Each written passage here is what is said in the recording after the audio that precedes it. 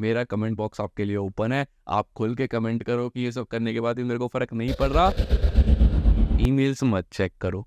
बहुत लोग बोलते हैं कि मैं तो सुबह उठते ही ईमेल देखता हूँ। भाई क्यों देखता है? हेलो दोस्तों, welcome back to my channel. आज जो हम टॉपिक का डिस्कशन करने वाले हैं ना, वो इतना हाई प्रायोरिटी, इतना इम्पोर्टेंट टॉपिक है, हर किसी को ना इसके बारे में जानना था। मेरे पास काफ़ी लोगों ने बोला भाई इसके ऊपर ना एक वीडियो तो बना दे। तो आज की हमारी वीडियो होने वाली है स्ट्रेस मैनेजमेंट एट वर्क के बारे में। आपको लग रहा होगा मैं अभी सॉल्यूशन देने वाला हूँ। भाई सॉल्यूशन देने से पहले ना सबसे पहले ये समझने की कोशिश करो कि वर्क प्लेस स्ट्रेस होता क्या है। इसका मतलब है एक ऐसा स्ट्रेस, ऐसी टेंशन दिमाग में ऑफिस का काम करते हुए आपको टेंशन हो रही है, और वो टेंशन का रीजन क्या है? या तो कोई हार्ड एक स्ट्रिक्ट डेडलाइन हो सकती है, या फिर बहुत काम दे दिया है आपको, इतना वर्कलोड आपके ऊपर बढ़ा दिया है कि भाई आप उसका निपटा ही नहीं पा रहे हो। आपका जो प्रोजेक्ट है वो इतना डिमांडिंग है कि आपको हर वक्त काम काम काम की टेंशन लगी रहती है, और उस टेंशन के चक्कर में काम तो होता ही नहीं है अच्छे से। पर्सनल लाइफ और मूड और मेंटल हेल्थ उसकी अलग बच जाती है भाई। अब इसको समझने के लिए ना आप ये समझो कि आपके स्ट्रेस का ट्रिगर पॉइंट क्या है। और वो ट्रिगर पॉइंट ना कुछ भी हो सकता है। आपका बॉस आया, आपको अनरियलिस्टिक डेडलाइन देके चला गया, ये काम मेरे को 2 घंटे में चाहिए, वो हो ही नहीं सकता 2 घंटे में, तो ऑटोमेटिकली स्ट्रेस तो बढ़ना ही बढ़ना है।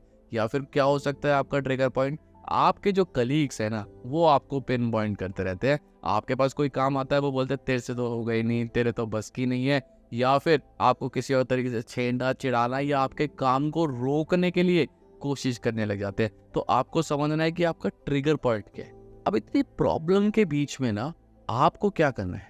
आपको ना सबसे पहले तो टाइम मैनेजमेंट करना है। टाइम मैनेजमेंट के साथ वर्क मैनेजमेंट पे भी ध्यान देना है।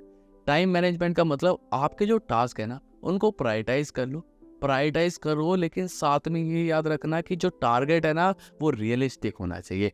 अनरियलिस्टिक टारगेट रखोगे तो फिर से उसी ट्रैप के अंदर फंस जाओगे। तो आपका जो टारगेट है वो रियलिस्टिक होना चाहिए। अगर आपके बॉस ने आपको कोई ऐसा टारगेट दे दिया जो अनरियलिस्टिक है, बॉस से तभी की तभी बैठ के ना डिस्कस कर लो। ऐसे मत बोल के आ जाना, ठीक है सर, देखता हूँ सर, करके देता हूँ सर, कोशिश करता हूँ सर।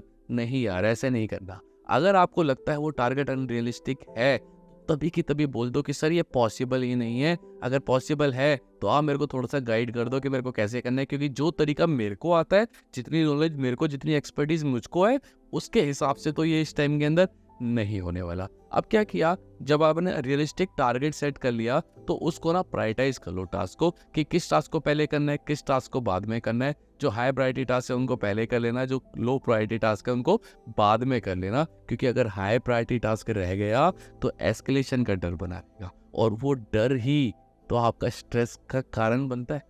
तो जब आपको लगता है ना यार कुछ बड़ा हो जाएगा, कुछ दिक्कत हो जाएगी, कुछ बम फूट जाएगा, कोई आग लगा देगा, तभी तो स्ट्रेस होता है। तो जब आपने हाई प्रायोरिटी वाले टास्क को पहले उठा लिया, तो फिर दिक्कत खत्म हो गई। उसके लिए क्या करो, टू डू लिस्ट बना लो। अब टू डू लिस्ट कैसे बनाओगे यार? आजकल डिजिटल का ज़माना है, चाहे तो मोबाइल में बना लो, लैपटॉप के अंदर बना लो, एक्सेल में लिख लो, लैपटॉप के अंदर स्टिक का ऑप्शन होता है वहाँ पे लिख लो, अपने टेबल के आगे कुछ रख लो, कॉपी पेन से बना लो। टेबल के आगे बोर्ड रखे होते हैं आजकल, छोटे छोटे बोर्ड होते हैं, तो उन बोर्ड पे लिख लो। दैट मीन्स कहीं ना कहीं अपने टास्क को नोट डाउन करो, प्रायोरिटाइज करो, रियलिस्टिक टारगेट सेट करो, और उनको कंप्लीशन की तरफ लेके जाओ। अपने आप आपका जो स्ट्रेस है ना, धीरे धीरे कम होने लग जाएगा। मैं तो कहता हूँ आप ना पोमोडोरो टेक्निक को यूज़ कर डालो। क्या होती है पोमोडोरो टेक्निक? थोड़ा गूगल में डिटेल में पढ़ना, बट मैं यहाँ पे बता के चलता हूँ पोमोडोरो टेक्निक के बारे में। थोड़ा सा डिटेल में डिस्कशन करते हैं, बहुत ज़्यादा डिटेल में नहीं जाएंगे, बट बेसिक आपको समझाता हूँ। पोमोडोरो टेक्निक क्या बोलती है कि कुछ टाइम के लिए ना फोकस होकर काम करो, और उसके बाद शॉर्ट इंटरवल्स ले लो। मतलब 1 घंटे पूरा 100% फोकस डाल के काम निपटाओ, 5 मिनट का ब्रेक ले लो, पानी पीने चले जाओ, वॉशरूम चले जाओ, कॉफ़ी पीने चले जाओ, या नॉर्मली दोस्त से 2 मिनट खड़े होकर बात ही कर लो। लेकिन जो 1 घंटे काम किया वो फोकस होके करना है। 1 घंटा में एक नॉर्मल टारगेट बोलो, वो आप 1.5 घंटा 2 घंटा, वो परसेंट टू परसेंट डिपेंड करता है कि कौन कितनी देर तक फोकस होके काम कर सकता है बिना प्रोडक्टिविटी को गिराए। तो आपको पोमोडोरो टेक्निक के हिसाब से फॉलो कर सकते हो। क्या करना, सिंपल यार, अपना फोकस होकर जितना आपके पास मैक्सिमम इंटरवल है ना, जितनी देर आप काम कर सकते हो उतनी देर काम करो फोकस होके। फिर शॉर्ट ब्रेक्स ले लो, फिर काम में लग जाओ, फिर शॉर्ट ब्रेक, फिर काम में लग जाओ, फिर शॉर्ट ब्रेक। इससे आपकी इफेक्टिवनेस, फोकस, प्रोडक्टिविटी सब कुछ इंक्रीज हो जाएगा। और क्या कर सकते हो उससे अलग? भैया healthy work life boundaries set कर लो।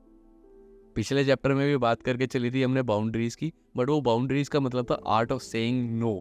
हम यहाँ पे उसके बारे में नहीं बात करें, थोड़ा मिलता जुलता है। यहाँ पे बाउंड्रीज का मतलब है कि जब आपका ऑफिस टाइम खत्म हो गया, ईमेल्स मत चेक करो। बहुत लोग बोलते हैं कि मैं तो सुबह उठते ही ईमेल देखता हूँ। भाई क्यों देखता है? माना कि आप कंपनी की फिक्र करते हो, बट इतनी भी मत करो कि सुबह उठते ही first thing in the morning आप अपनी कंपनी की ईमेल चेक कर रहे हो। भाई इतना काम, इतना बम नहीं फूट रहा आपके ऊपर। आप एक नॉर्मल एम्प्लॉई हो, आपके ऊपर कोई इतना बड़ा बम नहीं फूट रहा है कि डेली उठते के साथ आपको ये देखना है।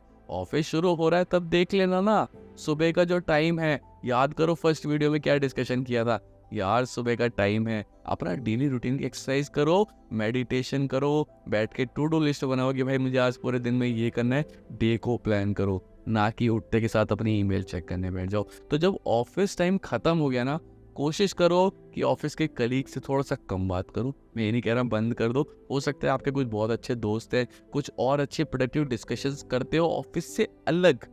ऑफिस से अलग लाइफ में आगे बढ़ने की आप डिस्कशंस करते हो, करो। लेकिन अगर आप ऑफिस की गॉसिप्स करते हो, ऑफिस के डिस्कशंस करते हो ऑफिस के बाद, तो उसको अवॉइड करो। ऑफिस की ईमेल्स को चेक करना बंद कर दो। ऑफिस से कट आउट होते ही ना, ऑफिस और ऑफिस से रिलेटेड चीज़ों से कट आउट होके उस टाइम को अपनी पर्सनल डेवलपमेंट, पर्सनल ग्रोथ पे दो, और अपनी फैमिली को टाइम दो यार।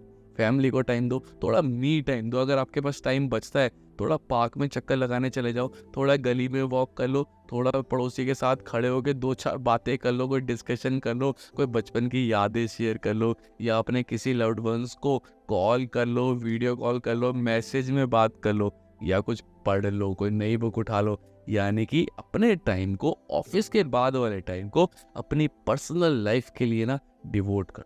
तो आपको एक बाउंड्री सेट करनी है कि ये मेरा ऑफिस का टाइम है, इसके बाद की जिंदगी मेरी अपनी पर्सनल जिंदगी है, ऑफिस के। और लास्ट में हम क्या कर सकते हैं भाई? लास्ट में स्ट्रेस मैनेजमेंट के लिए देखो, आपने ना ऑफिस की चीज़ों को कंट्रोल करने की कोशिश तो कर ली। अब इसके बाद जो लास्ट टेक्निक बचती है ना स्ट्रेस को मेंटेन करने के लिए, या मैं बोलूँ मेंटेन नहीं यार, गलत वर्ड यूज़ कर दिया मैंने, स्ट्रेस को रिड्यूस करने के लिए, तो वो है आपको ना थोड़ा सा मेडिटेशन या थोड़ी सी एक्सरसाइज करनी चाहिए।